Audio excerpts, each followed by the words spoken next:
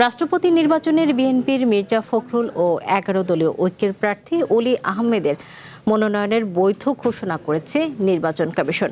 ৩৫ বছর পর অনুষ্ঠিত হতে যাওয়া রাষ্ট্রপতি নির্বাচনে প্রতিদ্বন্দ্বিতার আশা প্রকাশ করেছেন 11 দলীয় জোট। সংবিধানের ৭০ অনুচ্ছেদ পরিবর্তনের সুযোগ নেই বলে জানিয়েছেন বিএনপির প্রতিনিধি। রাষ্ট্রপতি নির্বাচনের মনোনয়ন বাছাইয়ের দিনে রোববার আগারগাঁওয়ের নির্বাচন ভবনে পৌঁছান 11 দলীয় প্রতিনিধি এবং বিএনপির প্রতিনিধিরা। মনোনয়ন যাচাই বাছাই করেন নির্বাচনী কর্তা সিইসি এএমএম নাসির উদ্দিন। যাচাই বাছাই করে 11 দলীয় জোট প্রার্থী অলি আহমদ এবং বিএনপি প্রার্থী মির্জা ফখরুল ইসলাম আলমগীরের মনোনয়নপত্র বৈধ ঘোষণা করে নির্বাচন কমিশন। অলি আহমেদ বিক্রম স্যারের জন্য মনোনয়নপত্র সকালে বাছাই করা হয়েছে। প্রথমটাই বাছাই করে যথার্থতা পাওয়া গেছে। পরবর্তীতে মির্জা ফখরুল ইসলাম আলমগীর স্যারের যেটা মনোনয়নপত্র সেটাও যথার্থ পাওয়া গেছে। আগামী 18 তারিখ হচ্ছে আপনার মনোনয়নপত্র প্রত্যাহারের দিন এবং 20 তারিখ আগামী 20 তারিখ বিকাল 2টা থেকে বিকাল 5টা পর্যন্ত নির্বাচন।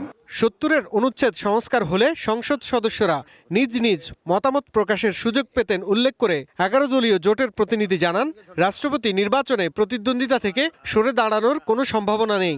এটা প্রত্যাহার করা হবে, কেননা 11 দলীয় জোটে সিদ্ধান্ত নিয়েই আমরা নির্বাচনে শেষ পর্যন্ত অংশগ্রহণ করার জন্য আমরা এই মনোনয়নপত্র জমা দিয়েছি। এবং এই বিষয়টি আরো সুন্দর হতো যদি সংবিধানে একটি বাধা না থাকতো। অন্যদিকে ৭০-এর অনুচ্ছেদ সংশোধনের কোনো সুযোগ নেই উল্লেখ করে বিএনপির স্থায়ী কমিটির সদস্য গয়েশ্বর চন্দ্র রায় বলেন, রাষ্ট্রপতি নির্বাচন সংবিধান অনুযায়ী হবে। আমার প্রচলিত সংবিধান অনুযায়ী আমাকে পথ চলতে হবে। সেই সংবিধানে আমার যেখানে বাধা আছে সেই বাধা অতিক্রম করার জন্য আমাকে সংসদ থেকে সংশোধন করতে হবে। এর বাইরে না, রাস্তাঘাটে বলে লাভ নেই। তবে ৭০-এর অনুচ্ছেদ সংশোধনের বিষয়টি নির্বাচন পরবর্তী সময়ে সংসদে আলোচনা হতে পারে বলেও জানান গয়েশ্বর চন্দ্র রায়। শাহরিয়ার বাঁধন, ওয়ান নিউজ, ঢাকা।